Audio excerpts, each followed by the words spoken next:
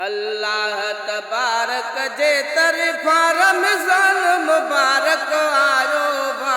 अल्लाह तबारक जे तरफा रमज़ान मुबारक आयो वा। हर मोमिन हर हिक मस्जिद के जिन सारन सां जरकायो आ। हर मोमिन हर हिक मस्जिद के जिन सारन सां जरकायो आ। चंड ॼाणो ॾिठो हिक ॿिए खे चई त आशिक़ ओलह तरफ़ ॾिसो। चंड ॼाणो ॾिठो हिक ॿिए खे चई त आशिक़ ओलह तरफ़ ॾिसनि। नंढड़नि त निहारियो नेड़ खणी वॾेरनि बि घणो वाझायो वा। नंढड़नि त निहारियो नेड़ खणी वॾेरनि बि घणो वाझायो। हर मोमिन हर हिक मस्जिद के जिन सारन सां जरकायो आ। अल्लाह तबारक जे तरफा रमज़ान मुबारक आयो वा। हर मोमिन हर हिक मस्जिद के जिन सारन सां जरकायो आ।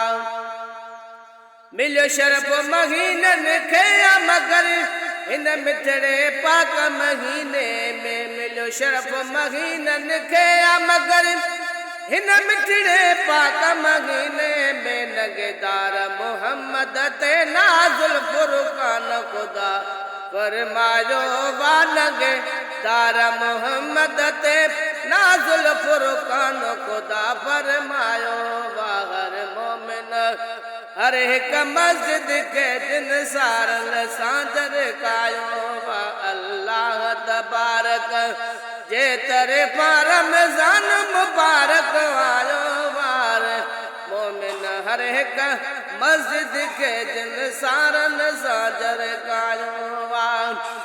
दस्तूर मुताबिक दिल खोले मेहमान के आहिन मान देबा। दस्तूर मुताबिक दिल खोले मेहमान के आहिन मान देबा। पर साल जुदा थी यो हो सो हिन साल नसीब मिलायो वा। पर साल जुदा थी यो हो सो हिन साल नसीब मिलायो वा। हर मोमिन हर हिक मस्जिद के जिन सारन सां जरकायो वा। अल्लाह तबारक जे तरफा गम वहम लगी व गुलाम नबी महबूब मिठे जे गुलामन जा।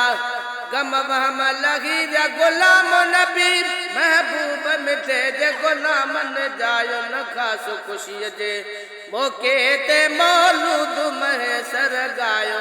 हर मोमिन हर हिक मस्जिद के जिन सारन सां जरकायो।